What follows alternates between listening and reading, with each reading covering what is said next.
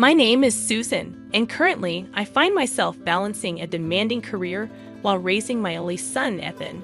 Despite getting married, my passion for work has not waned. As the president of a small company, I had no concerns about a salary cut upon returning from maternity leave, thanks to a reliable team handling my business during the hectic times of childcare. However, there is another issue weighing heavily on my mind, something more personal and challenging. It revolves around my mother-in-law, Dorothy, my husband, James, our son, Ethan, and I live in a house. Ever since my father-in-law passed away, Dorothy moved in with us. Initially, we thought it would be temporary, but Dorothy showed no signs of leaving. One day, I mustered the courage to ask Dorothy, "How long do you plan to stay with us?" In a dramatized manner, she raised her voice and began to cry, accusing me of trying to kick her out. I was taken aback by her reaction, feeling a mix of surprise and confusion. James, who overheard our conversation, rushed to Dorothy's side and comforted her. After Dorothy stopped crying, James asked her to go to her room, leaving me alone. He immediately glared at me and accused me of being cold to his mother. I clarified that I didn't intend to tell her to leave, but James interpreted my inquiry differently, concluding that I was in the wrong. Reluctantly, I backed down, wrestling with my thoughts about Dorothy staying for an extended period. I was curious about when she would leave but felt unable to ask directly due to the fear of emotional repercussions. Dorothy behaved as though the house were her own, showing little regard for my comfort. One unexpected day, she made a startling announcement. She decided to relinquish her ancestral home and transfer all her belongings to my house. A moving truck driven by Steve, a friendly but straightforward mover, pulled up in front of their house. I was speechless with astonishment, my mouth agape in disbelief. On that day, supposed to be special for Ethan with a planned family outing to the amusement park, James disrupted the plans by declaring it a day for unpacking. Ethan, anticipating the amusement park visit, glanced between me and James with a near-tearful expression, seeking reassurance about their plans. I found myself comforting my son in the midst of the unexpected changes. I reassured Ethan, "Don't worry, Ethan will definitely go to the amusement park." However, James frowned, questioning, "Are we really going to play instead of unpacking?" I firmly responded that a family trip to the amusement park had been a long-standing plan, emphasizing that breaking a promise to our child for unpacking was unthinkable. I stood my ground, believing in the righteousness of my stance. The planned visit to the amusement park had been set over a month in advance. We had prepared various things and were looking forward to spending this day as a family. Spending time together was crucial for us. Yet, it was a complete surprise to hear that my mother-in-law was suddenly moving into our house. Moreover, being told that today was the day for unpacking left us bewildered. I prioritized our family plans above all. It's my policy to cherish the bond with my family. However, my mother-in-law reacted emotionally to my decision, crying excessively and claiming, "Susan doesn't want to live with me. That's why she's prioritized her own child over me." Steve, the mover, realizing the conversation wasn't progressing, asked, "Well, unpacking can be done anytime. Isn't keeping a promise with your family more important? Also, did you actually inform your daughter-in-law about the move?" Perhaps embarrassed by Steve's rational words, my mother-in-law's face turned red. My husband, James, just glared at me, uncertain of how to react. It seemed he preferred to prioritize packing for his mother over going to the amusement park with our son. Nevertheless, I took Ethan's hand and headed to the park as promised, creating a clear rift between my husband and me. One day, my mother-in-law casually broached the subject. "Hey, Susan, could you possibly stay home this upcoming weekend?" Seemingly oblivious to any plans I might have already made, a surge of irritation welled up inside me. Yet I strived to maintain composure in my response. "Why do you ask?" I inquired, striving to mask my annoyance with a tone of neutrality. She expressed her desire to spend quality time with Ethan, claiming that I was always around him, making it unfair for her. It was apparent she had eavesdropped on my earlier conversation about a mall outing plan with Ethan for the next weekend. She began to assert that I should avoid joining them at the mall, suggesting a scenario where James, Ethan, and herself would go, leaving me to oversee the house alone. I responded, "If you're keen on visiting the mall, why don't we all go together?" I suggested, hoping to strike a balance and not let Ethan out of my sight, especially not with Dorothy, whose trustworthiness had been in question since the day I witnessed her faint tears. Dorothy's expression morphed into a mix of reluctance and disappointment. She was jarred by my proposition. Voicing her displeasure was not an option, and with evident reluctance, she nodded in agreement, conceding to the new plan. At the shopping mall, I was selecting clothes for my son, Ethan, just as I had planned. Recognizing that children grow up fast, I picked out slightly larger sizes. Suddenly, my mother-in-law, Dorothy, came over and said, "Don't you know his size?" This size would fit Ethan perfectly. She had chosen a size that fit Ethan just right for the moment. I tried to explain that kids grow quickly, and it's better to have a bit of room in their clothes. However, Dorothy quickly retorted, "When he grows, just buy new ones. Don't be so stingy." I was internally taken aback by her attitude. Continuously buying perfectly fitting clothes would be a waste of money, and our family budget couldn't afford such frequent purchases. I resisted. But then my husband, James, intervened, saying, "I'm paying the bills. If you're stingy, it reflects poorly on me." Ultimately, James paid for the clothes Dorothy had picked out. Afterward, Ethan wore those clothes for a while, but in just a few months, he started complaining that they were too tight and stopped wearing them. Dorothy saw this, and her face showed a mix of emotions, a complicated blend of realization and disappointment. Deciding to sort out the unnecessary clothes overflowing in our home, many of which were no longer in use, I chose to give them to a mother friend of mine whom I got close to at the daycare center attached to our company. She was delighted to receive them, and seeing her joy warmed my heart. However, my use of this daycare center seemed to be something my mother-in-law couldn't come to terms with. She didn't try to hide her critical attitude towards me, challenging me with a stern tone. "Why would you leave Ethan with someone else when I'm right here at home and working while having a child? That's detrimental to his upbringing." Her words pierced deeply into my heart, but I felt the need to firmly state my position. "Actually, I need to work too, or our finances wouldn't make ends meet," I replied. Yet, with a firm resolve, my mother-in-law further criticized me, saying, "Just how much do you think your earnings amount to? I'm sure James brings home much more than you, so you wouldn't need to work for us to live comfortably. You must be incompetent at your job," she accused.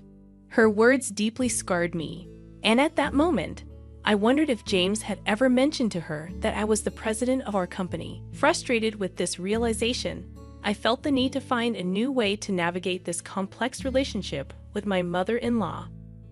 "I actually earn more than James, mother-in-law," I said, my voice laced with a mix of confidence and a hint of sarcasm.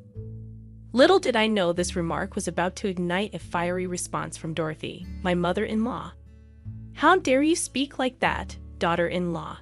Dorothy raised her voice, a blend of shock and anger seeping through her words. "To openly undermine your husband is unforgivable. Not only does she barely manage to care for our child, but she also has James assist with the household chores. And now she boasts about earning more than her husband. Can't she even show the slightest respect for him? James wouldn't struggle a bit without you around." Dorothy's voice grew louder, filling the room with her indignation. Hearing the commotion, James entered the room, a look of concern etched on his face. "What's going on?" he asked, sensing his son's presence as a form of support. Dorothy continued with even more vigor. "Tell me, James, you don't meet Susan, do you? If it were just you, me, and Ethan, we could live happily. This woman's presence only makes our lives more constrained, doesn't it?" James, slightly taken aback, responded hesitantly, "Ah well." His lackluster replies seemed to fuel Dorothy's resolve. "Then let's go for a divorce," she exclaimed, retrieving a divorce form from the shelf. It appeared that Dorothy had been harboring the intention of suggesting a divorce to me and James all along. Internally grappling with the turmoil, I came to the realization that I no longer needed a husband who prioritized his mother over his own family. However, I was determined not to give up custody. James shouted angrily, "Everything about you is unbearable. You are no longer needed in our family of 3, his voice trembling with anger, symbolizing the collapse of our years-long marriage. Longing for freedom from this house, or rather this relationship, I responded calmly, "I understand, James." With a steady hand, I signed the divorce papers, marking the end of our relationship. Our family consisted of me, my husband James, and our grown son Ethan. However, ever since my mother-in-law Dorothy moved in, the tension in our home had been escalating. Disregarding our plans, Dorothy forced me to help her unpack her belongings, ruining Ethan and my eagerly awaited trip to the amusement park. When I began preparing for the move, she abruptly took James on a hot spring vacation. Ethan had been invited, but having witnessed her mistreatment towards me, he declined, preferring to stay with me. He was still upset about how Dorothy nearly canceled our amusement park plans. Respecting Ethan's decision, James and Dorothy left for their trip, leaving us behind. During their absence, I packed only mine and Ethan's belongings and had them transported by the mover Steve. In my decisive letter, I informed James that he would be responsible for the $4,000 monthly rent for this house henceforth. I also mentioned hiring a lawyer for the custody battle and property division. Leaving the letter on the table, Ethan and I stepped into our new life. Upon their return from the week-long hot spring vacation, James and Dorothy contacted me immediately over the phone. James exclaimed, "Susan, did you really take Ethan with you? Mom is upset. Shouldn't I have custody?" His voice was a mix of anger and surprise. Realizing he hadn't read the letter I left, I asked James gently, "Could you please read the letter I left on the living room table?" The living room, a space she had designed with great care, radiated warmth. He harbored serious concerns about the content of the letter. If it's that letter, Mom said she'd check it first. And she's already read it?" James responded, a bit bewildered, often taking his mother Dorothy's word for everything. I explained the contents of the letter. "It says that you will be responsible for the $4,000 monthly rent of this house going forward. It also states that I won't give up custody of Ethan. And regarding the division of property, I'll contact you after hiring a lawyer." $4,000, James exclaimed in shock, standing frozen. He was aware of the rental status of their home, but had not grasped the actual amount. His cavalier attitude towards financial management had always been a source of stress for me. This house was a rental costing about $4,000 monthly, which I had initially opposed living in. However, James had been adamant about this house, throwing a fit in an unbelievable manner, and I eventually gave in, with him pushing the responsibility of paying the rent entirely onto me. I found myself shouldering the burden of paying the monthly rent, which amounted to approximately $4,000, while James was expected to handle other living expenses. However, James had a habit of spending money without planning, often leaving me to cover the bills. This lack of financial responsibility extended to his mother, Dorothy, who frequently miscalculated her expenses and would call me over at the checkout when she realized she didn't have enough money. I was deeply disappointed with their inability to manage money. James would spend on his hobbies and desires before prioritizing living expenses, leaving me exhausted from his financial oversights. I had contributed my entire salary to the household for a long time, leaving me with very little for myself and making life extremely challenging. Recently, the burden intensified with increased expenses for Dorothy's food and allowance. The prospect of divorce meant shedding the hefty $4,000 monthly rent. Fortunately, the house was in James's name, sparing me from future responsibilities toward him and Dorothy. However, when I asked James to continue paying, he exclaimed, "Why should I pay? I don't live there anymore, and we're divorced. Dorothy even told me to leave the house, so I have no obligation to pay rent." In desperation, James pleaded for my help, but Dorothy intervened, confidently declaring, "Even without you, we can manage the rent. The amount you paid is nothing for James." I was flabbergasted, knowing that James, with a net income of around $2,000 and hardly any savings, could not afford the rent. Dorothy seemed under the impression that James was still financially well off, leading her to mistakenly believe in his abundance. Realizing the impracticality of their situation, I urged them to consider canceling the lease and discussing it with the real estate agent. Dorothy snapped back, dismissing my concerns. Frustrated, I hung up the phone, contemplating how James and Dorothy could provide a stable environment for raising a child. Ethan and I had recently moved into an apartment in a convenient neighborhood close to my workplace, creating a comfortable living environment. About a month after my divorce, James and Dorothy unexpectedly showed up at my workplace, causing a scene at the company's entrance and demanding to see the boss, which was me. I, who was out for lunch with Ethan at a family restaurant, was taken aback when I returned with him, only to find Dorothy and James causing a commotion at the reception. The child care center inside the company allowed me to have Ethan clothes even at work. The sudden appearance of James and Dorothy left me bewildered, especially since I had been waiting for a response to a meeting arranged by their lawyers. Dorothy, with tears that seemed more manipulative than genuine, pleaded with me, "Susan, can't you just come back home? I understand you were the one providing financially, but enough with this soul killing. It's time to put an end to this." It was clear that Dorothy believed her tearful act would work on anyone besides her son. She was intent on painting me as the villain in this situation. In response to Dorothy's pleas, James chimed in, "Hiring a lawyer? What were you thinking? This is a matter between us as a couple. Ethan would surely be happier with both his parents together." Despite his words, a father who prioritizes his mother over his own son only adds to the child's sorrow. Sighing deeply, weighed down by inner turmoil, I turned to James and said firmly yet calmly, "We're divorced. We're strangers now. If you have something to say, please do it through a lawyer." Upon hearing this, James seemed to realize that talking to me was futile. He turned to our son Ethan, who was standing beside his grandmother, and began speaking. "Hey Ethan, you'd prefer to stay with your dad and grandma, right?" James said, attempting to sway Ethan. "Absolutely, it must be lonely just with your mom always busy with work," added the grandmother, chiming in with her own persuasive tone. Ethan, seemingly frightened by this exchange, hid behind me and burst out crying loudly. "I don't like you both, you're mean." His pure tears were far more impactful than the grandmother's feigned weeping, resonating strongly with everyone around. Employees from nearby offices quickly gathered, responding to the commotion. They ushered James and the grandmother out of the company, restoring a semblance of order. Relieved at being freed from this distressing situation, I let out a sigh of relief. Later, through my lawyer, I warned them that if they ever showed up unannounced at my office or followed me and Ethan, I would consult the police. This warning seemed to calm them down.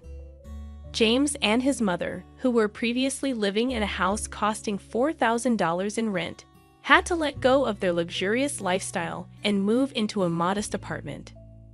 But the real tragedy for James was just beginning.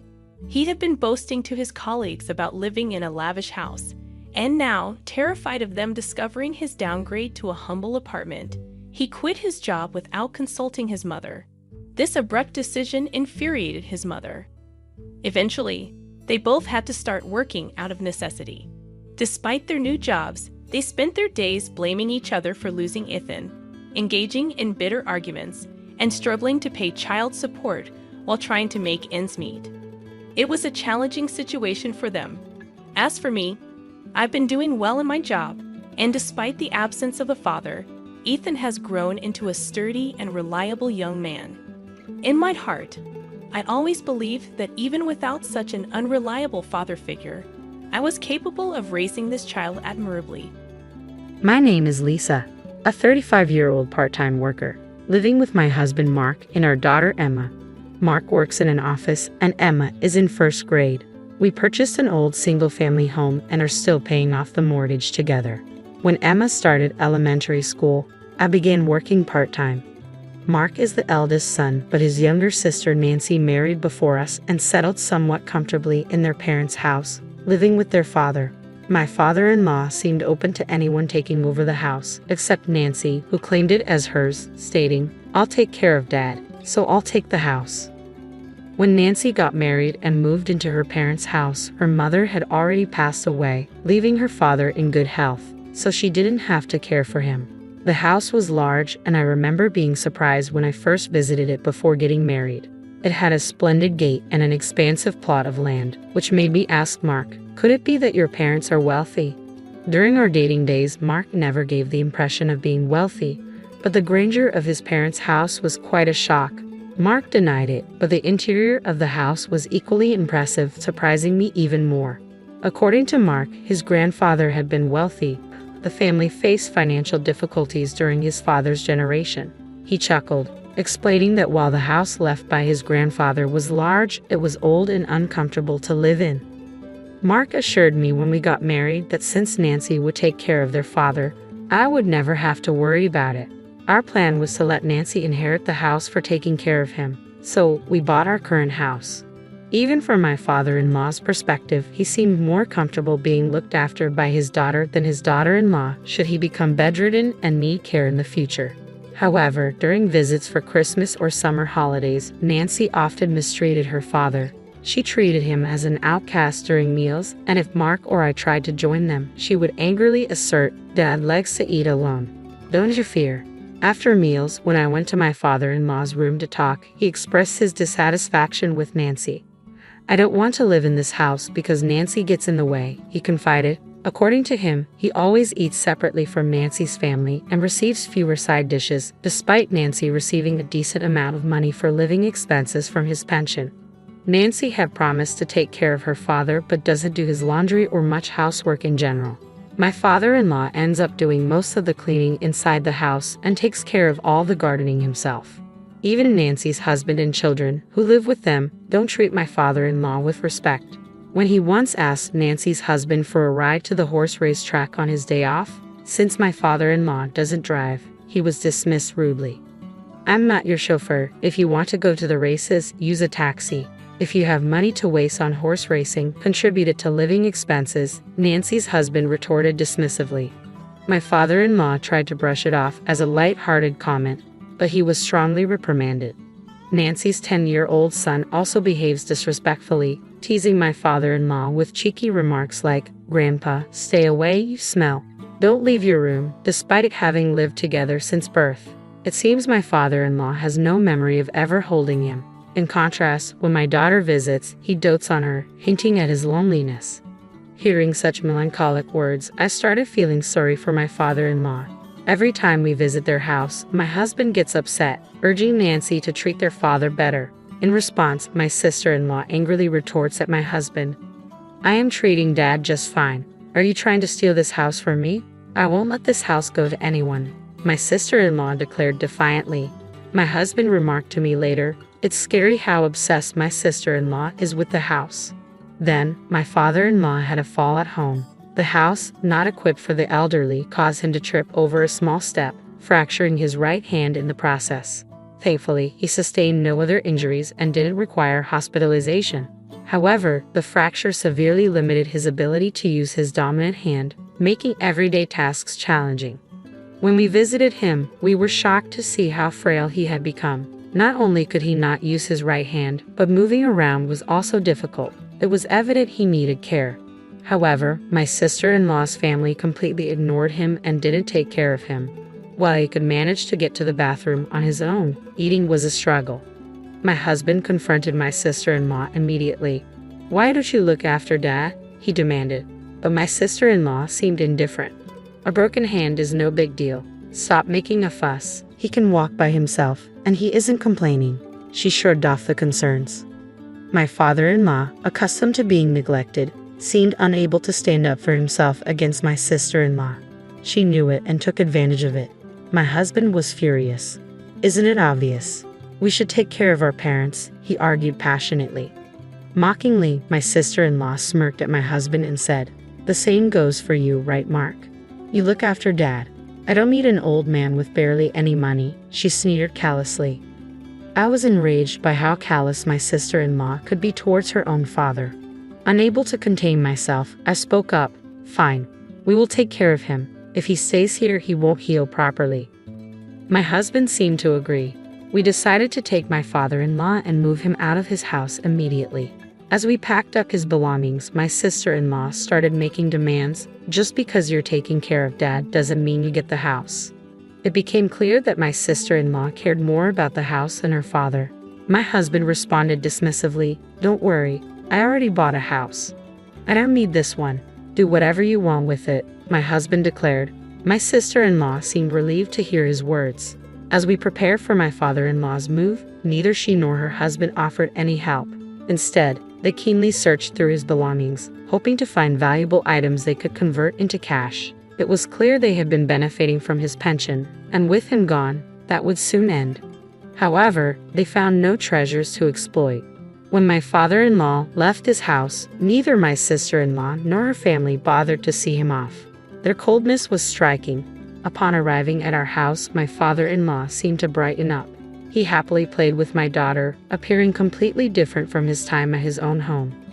We gave him a room that wasn't being used, but since the move was sudden, we hadn't made any preparations. If we had known earlier, we could have renovated, installed handrails, and removed any steps. I apologized to my father-in-law.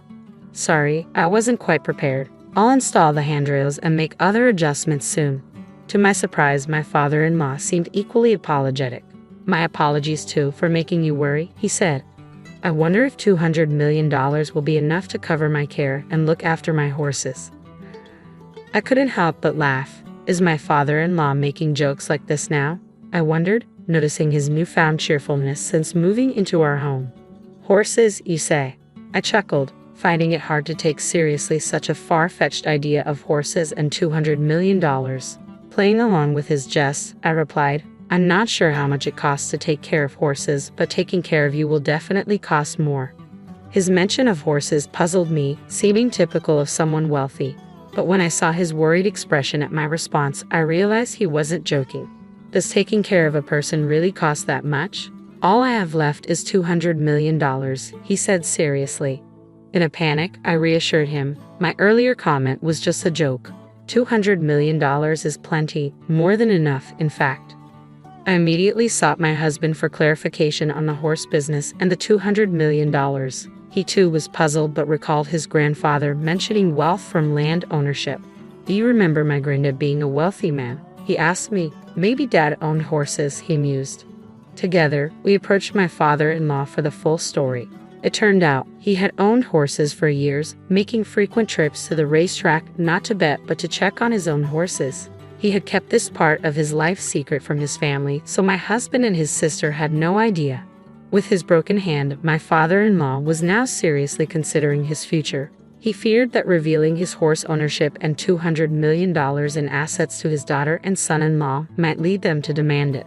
Perhaps my mention of home modifications had sparked this concern, prompting him to confide in me about his situation. Understanding his worries, my husband cheerfully reassured his father, easing his concerns about the future.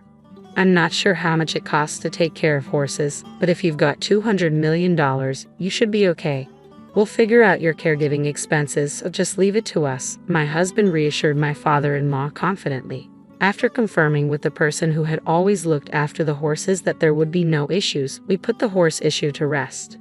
Now knowing that my father-in-law was quite wealthy, I began to see him in a slightly different light. I couldn't help but imagine his daughter's regret for kicking him out despite his considerable assets. The thought brought a sense of satisfaction.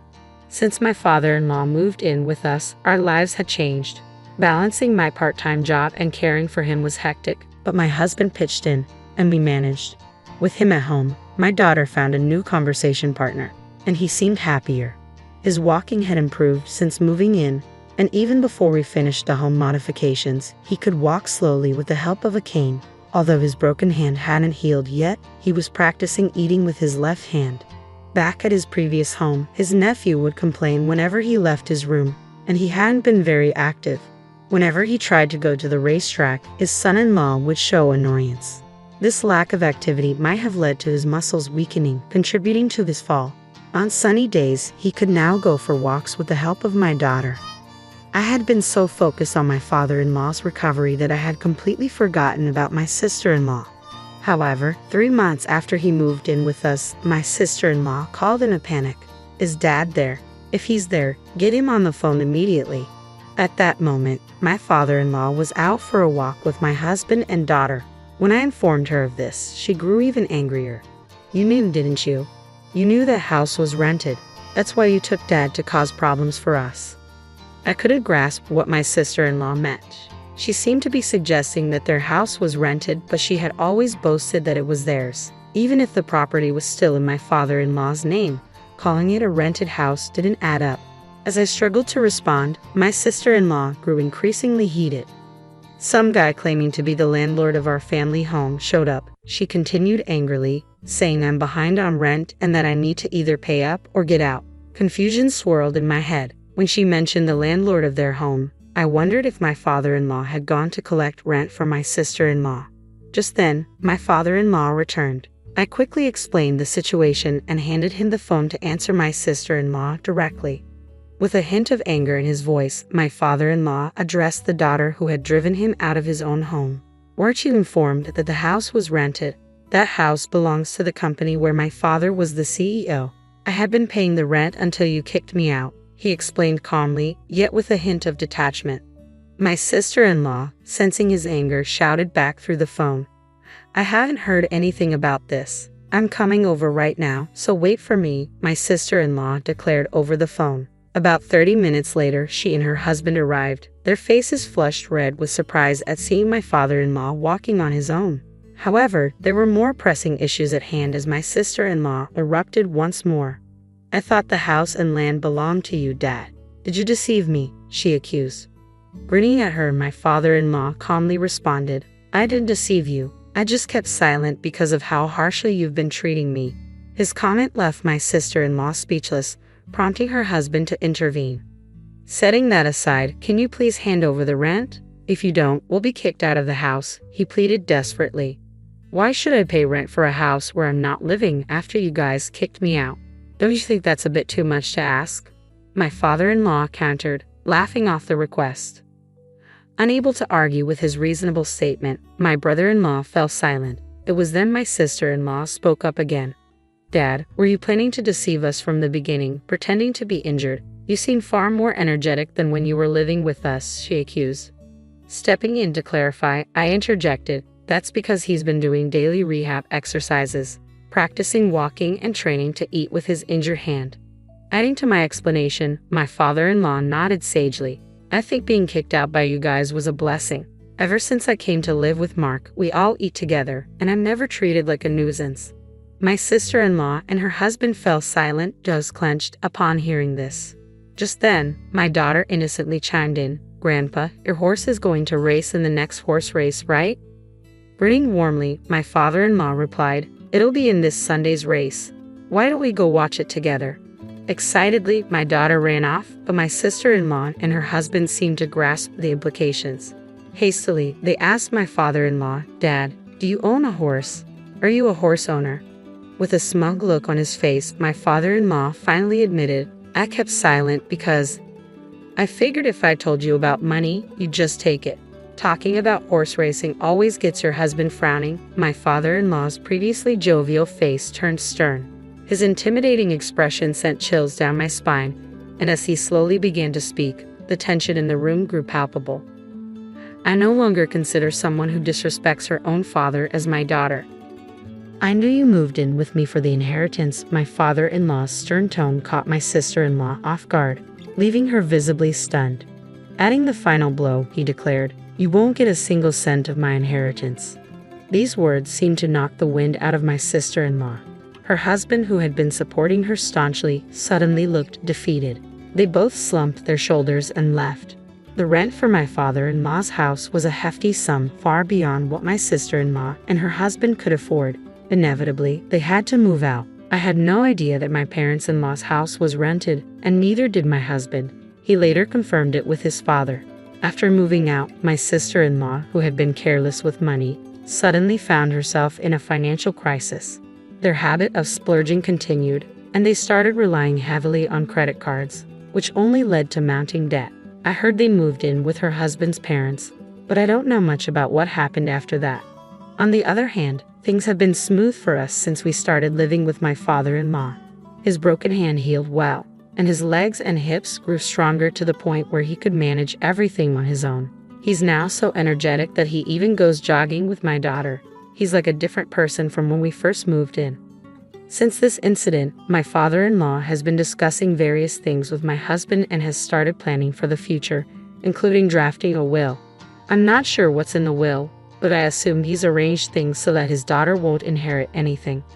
What made me happiest was when my father-in-law paid off the remaining balance of our home loan. We still had nearly 20 years of payments left, but I'm grateful that he paid it off ahead of schedule. With the loan fully paid, my father-in-law is now considering renovations to make our home more accessible. He talks about his plans with a smile, but I don't want him to talk about becoming bedridden anytime soon. I want him to stay healthy for as long as possible.